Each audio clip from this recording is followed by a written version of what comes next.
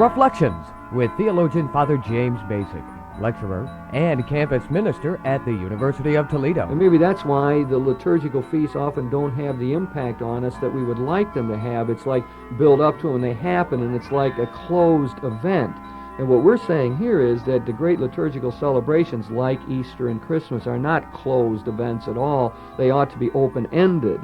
Today on Reflections, Father Bacik talks with Sister Geraldine Nowak, who is a pastoral associate at St. Ignatius Catholic Church in Toledo. Father Bacik and Sister Nowak will discuss lingering images of Christmas. And now, here is Father Bacik. Geraldine, I'd like to talk with you a little bit about what I will call lingering images of Christmas. I think that in the Church's liturgical year, it's always important to sort of go back over what happened. The Church builds that in. It has Christmas time, and it has the Sundays after Easter, and the time after Pentecost, all of which are designed to help us mine the riches of a great mystery which can never be exhausted in one liturgical celebration or one set of readings. And that is psychologically important for us, I believe, to grab hold of it, to spend more time reflecting on its meaning, to let it work on our psyche over a period of time. Thus, reflecting after feasts, I believe, is helpful. Therefore, I would like to spend this time thinking about what Christmas continues to mean. What was that feast all about? And try to get hold of some of the deeper meanings and those images that continue to linger in our mind and heart. Let me start with one First myself. First of all, before we start, yes, I just wanted to interrupt and say that that really is part of the spiritual process of St. Ignatius, that he called this particular dynamic of reflecting a repetition, and that in our own spiritual journeys that many times we just keep thinking we have to go on from one spiritual experience to the other, and that there's no better time than this to really take the time out to, I think we just say reflect, but what it really means is we call back to mind and we re-experience over again some of the movements that happened for us in a previous experience. So in this reflecting, which Ignatius calls a repetition, it's part of the dynamic of prayer and reflection. And he wants us to do that consciously, doesn't right, he? Yes. Why don't you give us a concrete example of how that happens? Well, possibly, for example, in whatever one's habit of prayer is, I think one approaches whatever one uses for prayer, and let's say, for example, if I use the daily scriptures, I would use those scriptures every day to reflect on, but in the given week, possibly I should take time to set a day aside to not take on another reading, but to actually go back and see what were some of the movements that were happening, what were some of the thoughts I had, or what was some of the affect that I experienced. And I think what that does, that dynamic of repetition, is that that allows us to integrate, and then it becomes really part of us. Well said, yeah, and I'm glad that you put that into the whole mix here at the very beginning, because I do think that's a crucial process. I suppose we can do that sort of naturally in a psychological vein, even without help of a spiritual guide and so on, that we probably play back things for ourselves, don't you think? I mean, it was a nice party, and we had a great time, and it's sort of fun to think back what happened and what it meant to us and so on. So I believe it's built into our human nature, and what the liturgy has done is probably jump on that and refine it, and then someone like Ignatius comes along who's a master of psychological insight and refines the process and tells us to do it in a systematic and careful way, this repetition phase of doing the spiritual exercises. The greatest, probably the enemy of it, is fatigue. I think probably we sometimes get so tired that we don't, and I'm thinking if we're reflecting on Christmas, possibly the idea we might just think, well, that's over. And, really it isn't. And, let's get into the 12 days of Christmas and let that experience be one that sort of comparable to when we celebrate the resurrection. The time after is something that we lose sight of. So I don't know. I guess I wonder, there's a certain part that's natural, but I think there's a certain part that we really do have to challenge ourselves to do that to help the experience to be a lived experience. Well, I think we have the tendency to bypass that. Yeah, I think that's an insightful point, and what I picked up from what you said is that one of our enemies in doing it is fatigue.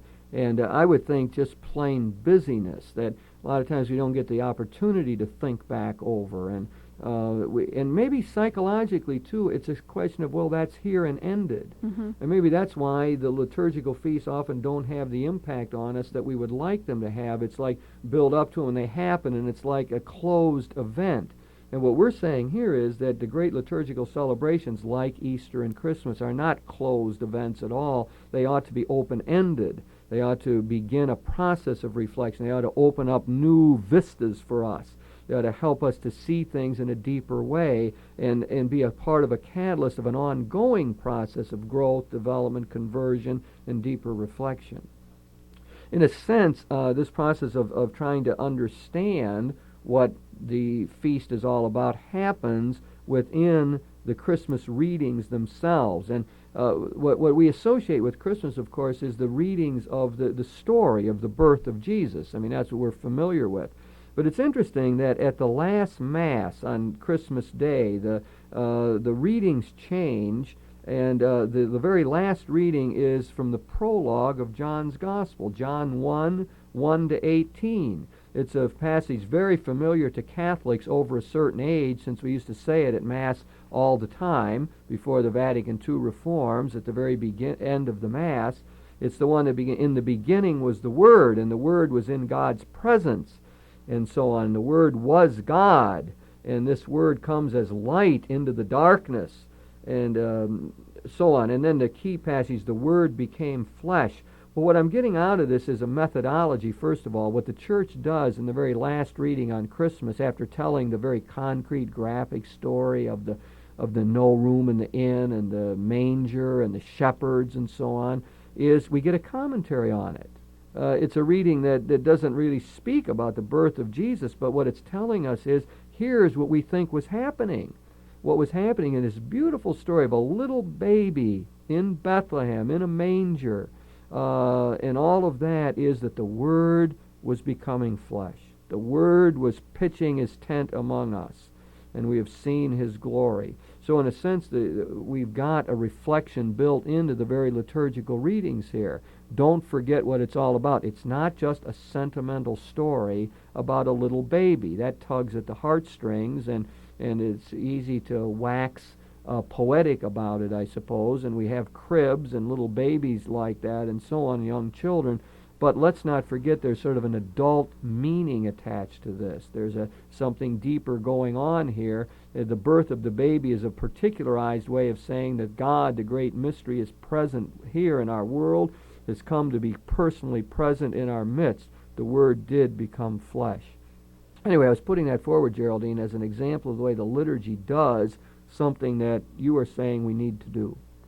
And reflecting on the lingering images of Christmas, but as you bring up that the liturgy does that just brings up the image about Word and how important Word is, or we're talking about here Word as Christ. But what I'm reminded of is a point of reflection are possibly people. Sometimes you strike me that way, that you really have a ministry with words. You do a lot of writing, you do a lot of teaching, and many times I think that it's important, or I sense it's important for you to get just the right word, and you have at times a great economy of words. I've heard some of your lectures, and I like how you do that. So you probably stand out for me as someone who has a ministry connected with Word.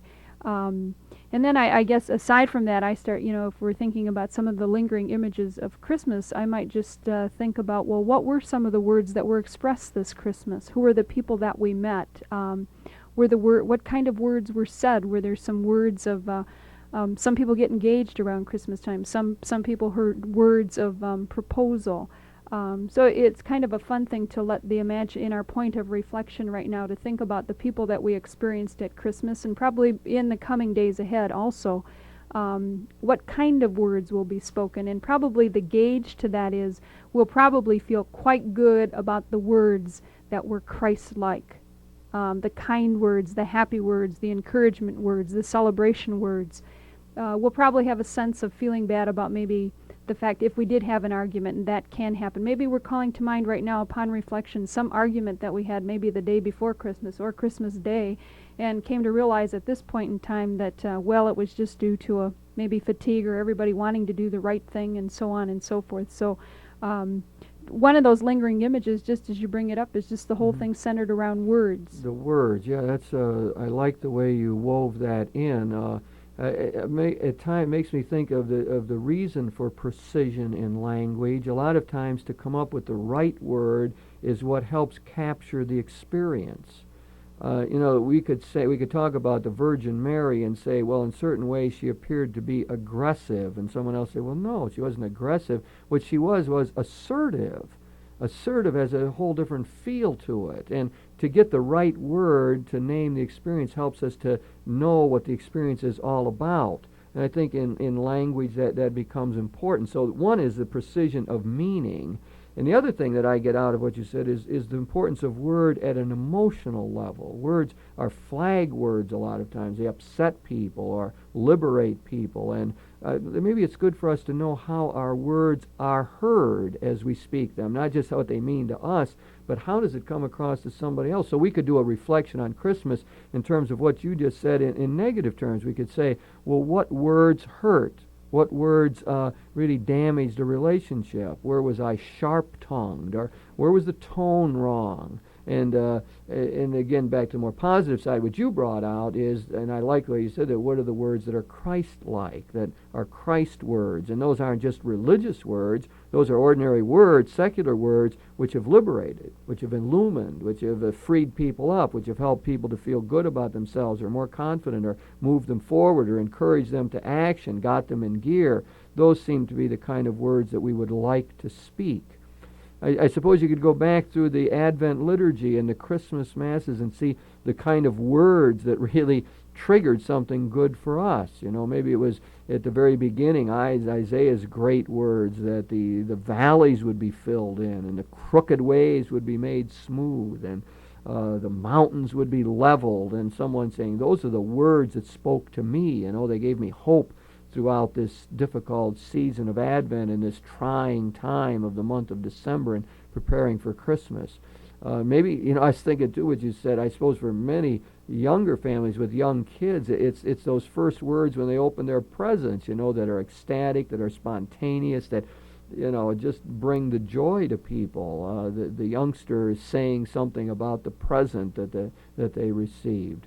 So the words do mean so much to us. Language, we dwell in the house of language. The philosopher Martin Heidegger talked like that. The language houses us, roots us, helps us to know who we are. So I think precision is important, but I want to add, I guess, this emotional thing. We ought to know what impact our words are making on people. We have to listen well to understand that, I guess.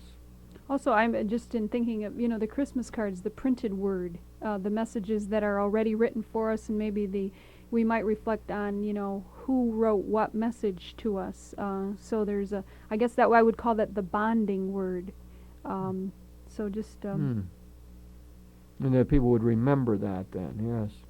Geraldine, let me ask you what some of your own lingering images are from the Christmas masses, from the liturgy, from all of these scriptures that are so beautifully brought forward to us at this time.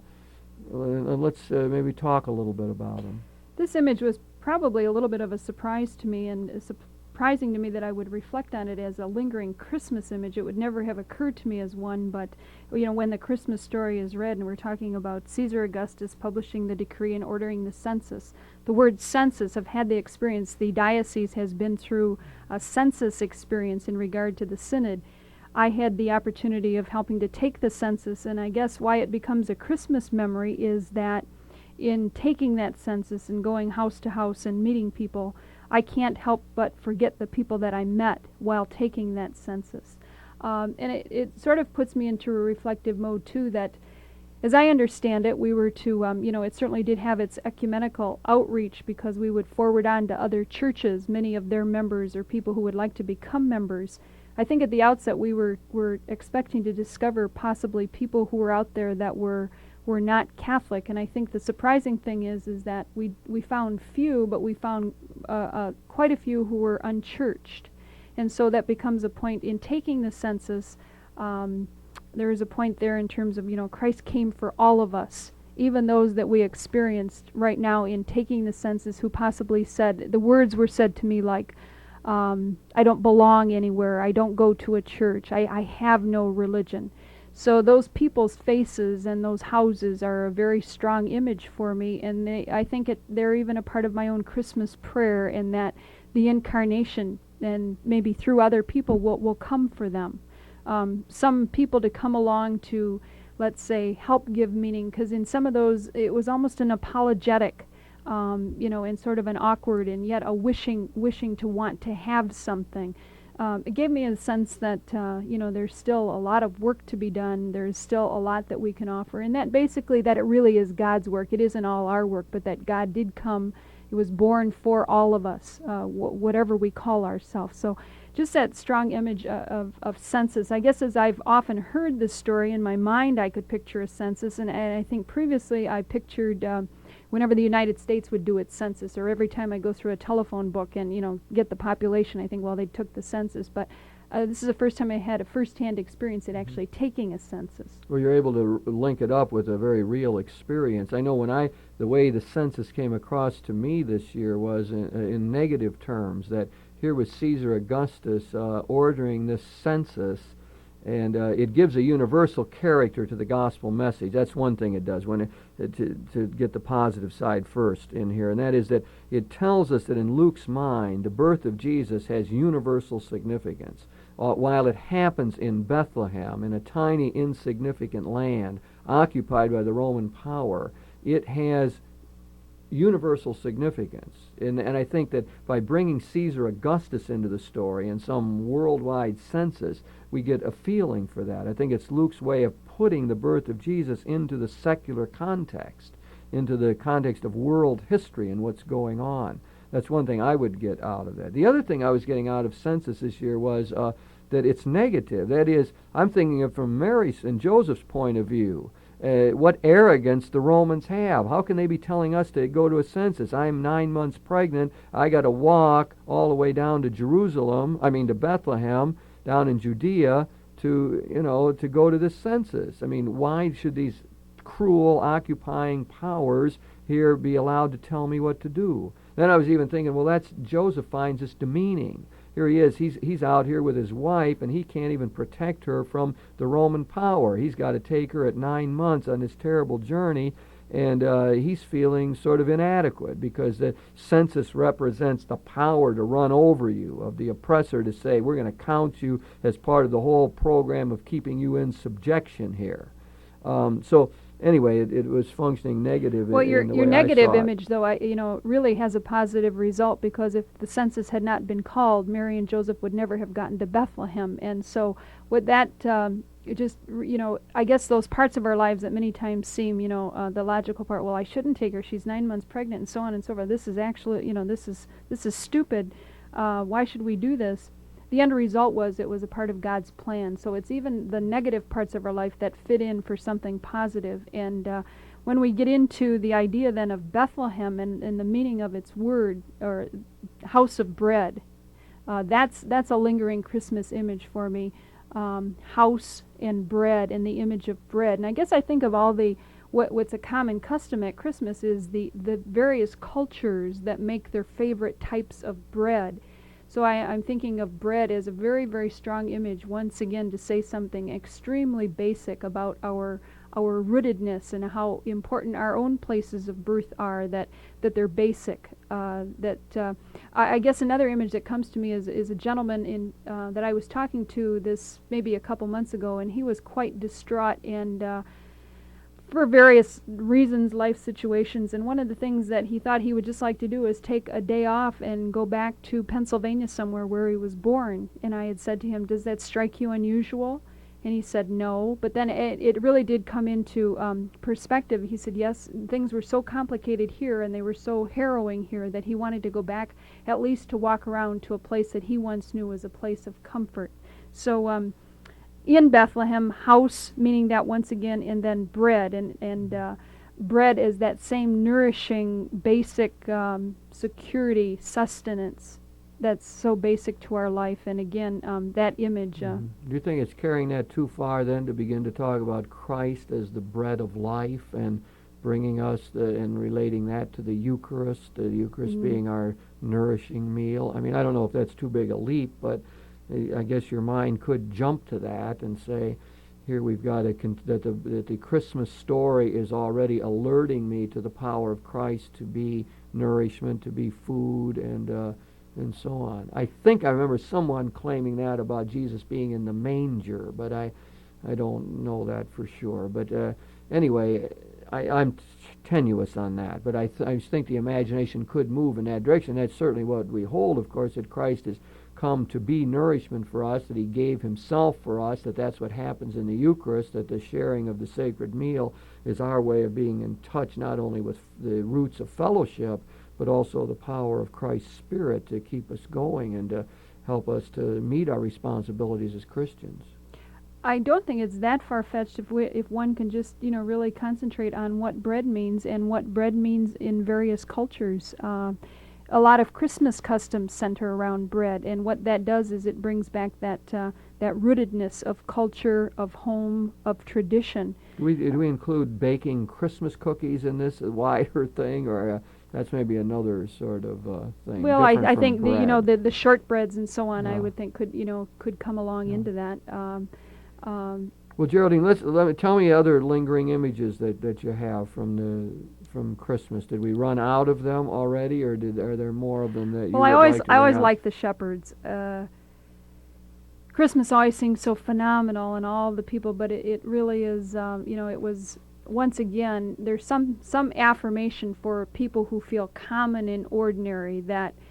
Christ did make himself known, that some of the first ones who came along were the idea of shepherds. So that is an image, because that sort of lasts all year through, that Christ also, came for all of us, especially those who are common and very, very ordinary. Okay, let's stay with that for a while. The shepherds. The shepherds represent the lower classes in a way. I imagine when the shepherds came to visit and to see Christ, that Mary and Joseph had a very real kinship with them. We might contrast it with the visit of the Magi, at least as we think of them as bringing these presents and so on. I would envision Mary and Joseph being more comfortable with the shepherds, of sort of saying, these are our people. We understand them. We are from the lower classes just as they are, and we know what laboring is about, as do they.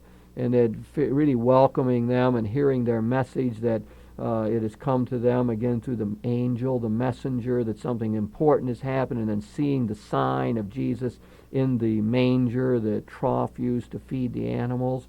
And it's all got an earthy quality to it.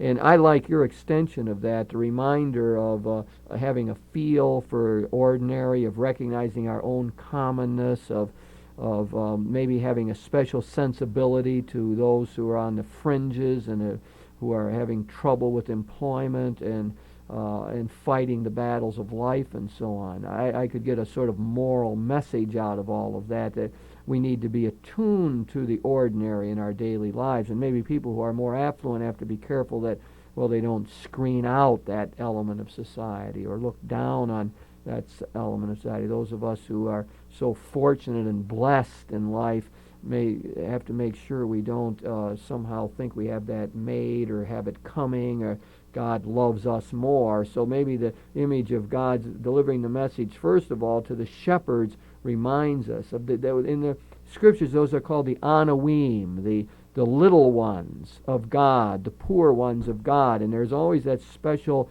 predilection for these people. In Luke's Gospel, who is very compassionate, Luke big on the virtue of compassion, God appears as caring for those down and outs in the society.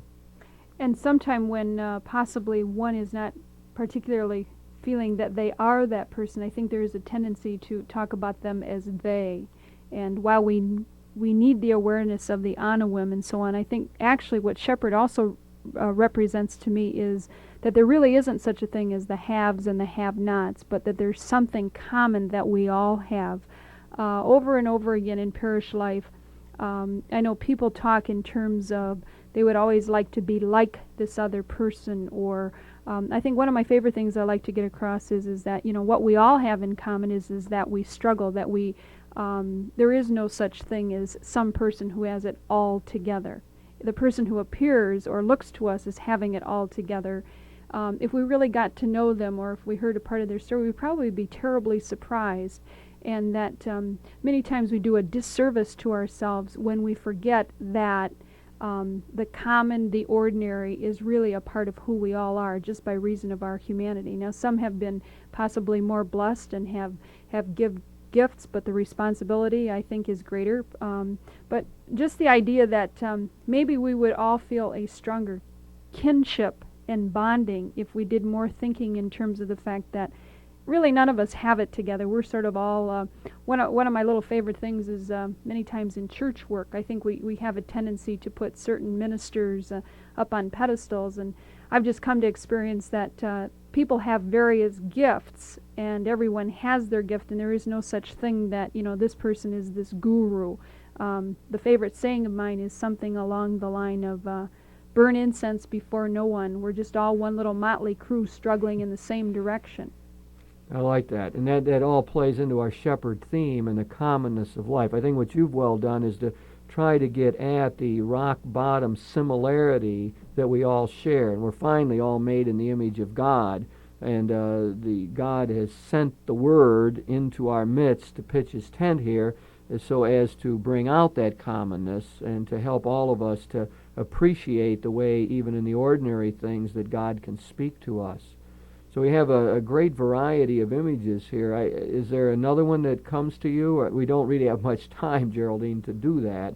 Maybe we ought not to bring up any more images, but just to come back over some of those that have been important. Just a quick thing is that we're, upon our reflection, the beginning, that this Christmas thing really goes further, and that we will get into resurrection and so on. So to combine at this point that the incarnation will tie in with the resurrection. And that ties the liturgical year together then. We have a Christmas cycle and we have an Easter cycle, and we have to remember the birth of Jesus is for the purpose of salvation, for redemption, that Jesus doesn't remain a little baby but grows up into manhood and takes on his mission in life and functions as the suffering servant and goes about doing good and working miracles and preaching marvelous homilies and giving these provocative parables, so that Christ becomes a real-life flesh and blood adult, one who is responsible for his life and who eventually gives his life for all of us. So I think your last point is well taken. All the imagery ought to eventually flow into Jesus Christ and the liberator and the redeemer for all of us.